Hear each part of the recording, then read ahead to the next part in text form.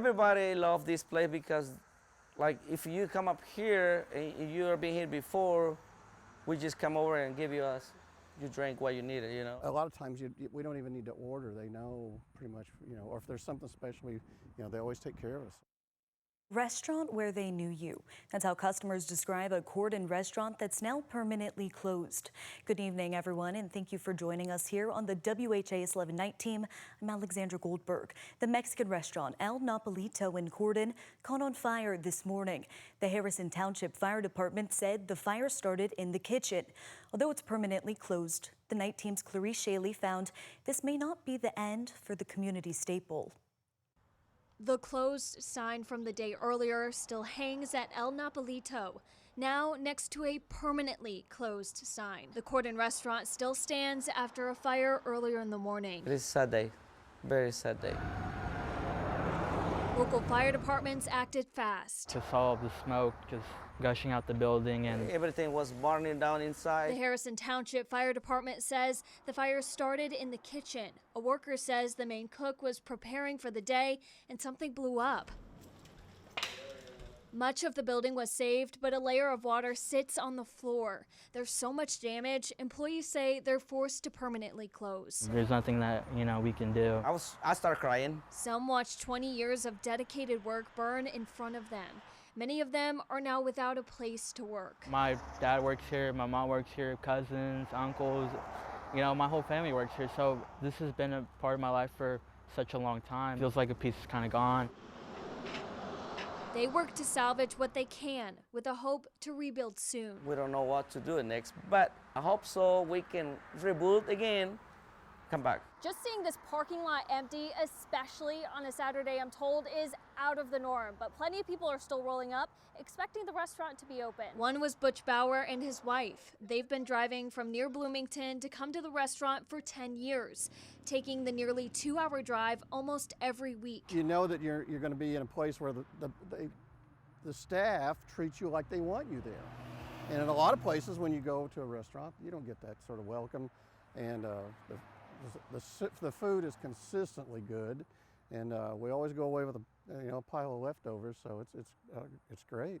This is tragic. For a place that holds so many memories. The patio was one of the favorite time for everybody. The kids playing right here. The chairs will have to remain empty. Something was just like being home. Until the home to many in Cordon is rebuilt. Clarice Shaley, WHAS 11 Night Team, on your side.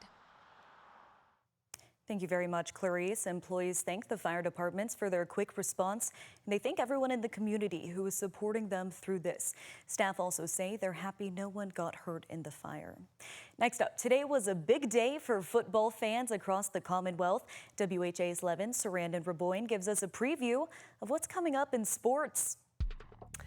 After all of the talking in the offseason, Louisville and Kentucky took to the field to prove that they can get the job done between the hashes. And both the Cards and the Cats managed to get their first win. Granted, it was in completely different ways. Louisville was in the driver's seat from the very beginning against EKU. The Cards put up 41 points in the first half alone. In fact, head coach Jeff Brom didn't play his starters in the second half. The backups finished the job, and that led the Cards to a 51-17 win. Quarterback Miller Moss had over 200 yards in his Cards debut, a passing and a rushing touchdown. Isaac Brown and Colin Lacey showed out on the offense, and Clev Lubin proved a great addition from the portal with 2 sacks. Meanwhile, Kentucky saw some struggles from their offense against Toledo. Starting quarterback Zach Calzada went 10-23, and he had 85 yards and an interception. Calzada found himself in trouble, getting sacked for a safety, and then the UK fumbled it on their next drive. But the Cats held their defense steady, forcing the Rockets to turn over on downs 3 times. Kentucky overcame the adversity and still managed to get one in the win column, 24-16. I'm going over all of the highlights from these 2 games, plus more from Indiana and Western Kentucky, coming up in sports.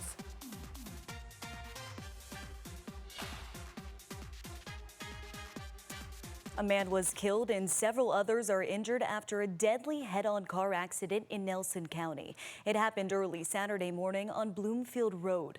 Kentucky State Police say they received a call from Kentucky Fish and Wildlife to help assist them. According to KSP, 22-year-old Gavin Sims crossed the center line, hitting another vehicle. The driver of this vehicle, 34-year-old John Cecil, died at the scene. Sims and other passengers were taken to a hospital with injuries, but are expected to survive. The investigation is still ongoing. And a man is dead after a shooting in the Jacobs neighborhood near Shively. It happened just after 10:30 Friday night on East Wheatmore Drive. That's near Jacob Elementary School. LMPD officials say that they found a man with multiple gunshot wounds. He died at the scene, and there are no suspects right now. LMPD is asking anyone with information to contact the anonymous tip line at 574 LMPD. Next year on the night team, the Trump administration has been ramping up its immigration crackdown in Chicago. Now, the president is considering sending federal troops to the city as a part of what he calls a nationwide crime crackdown. But Chicago's mayor is pushing back, saying residents don't want military checkpoints or armored vehicles on their streets. Here's ABC's Perry Russum with the latest. Chicago Mayor Brandon Johnson signing an executive order Saturday in response to the possible deployment of the National Guard to a city. I do not take this executive action lightly. I would have preferred to work in a more collaborative approach. The mayor says he acted after learning of what he calls a credible threat that deployment could happen within days. It comes as the president looks to expand what he calls a nationwide crime crackdown after taking over law enforcement in Washington, D.C. Trump has repeatedly said his focus could soon turn to Chicago. Chicago, everybody knows how bad it is. They should be saying, please come in. The mayor signing the order called Protecting Chicago Initiative, demanding Trump stand down from his threat to deploy the National Guard. This sweeping executive order directs our Department of Law to pursue any and every legal mechanism to hold this administration accountable for violating the rights of Chicagoans. On Saturday, the president taking aim not at Chicago's mayor, but at Illinois Governor J.B. Pritzker, saying he's crazy that he does not think he needs help with crime. Trump writing on Truth Social, better straighten out fast or we're coming. Law enforcement officials tell ABC News the Trump administration is preparing to surge immigration enforcement operations in Chicago as early as next week, with DHS asking to use a nearby naval station as a base of operations. The mayor pushing back. We will not have our police officers, who are working hard every single day to drive down crime, deputized to do traffic stops and checkpoints for the president. Trump has already deployed federal law enforcement supported by the National Guard to largely Democratic-run states and cities led by some of his political rivals. Perry Russum, ABC News, New York. Well, the CDC says COVID cases are ticking up in the U.S. as children head back to school and winter cold and flu season approaches. The FDA approved the updated COVID shots on Wednesday, and the newest guidance approves vaccines for adults 65 years and older.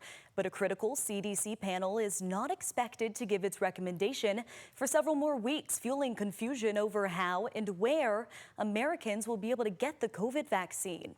The FDA's decision does not affect the availability of COVID vaccines for Americans who want them. We believe in individual choice. Vaccines are pretty settled science. We've seen the measles outbreak that has recurred in parts of the South.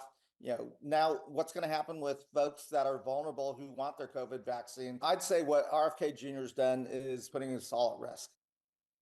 More fallout from the guidelines include the recent firing of the CDC head, Susan Monarez. ABC reports that she was being pressured to fire senior CDC staffers and commit to changes in vaccine policy.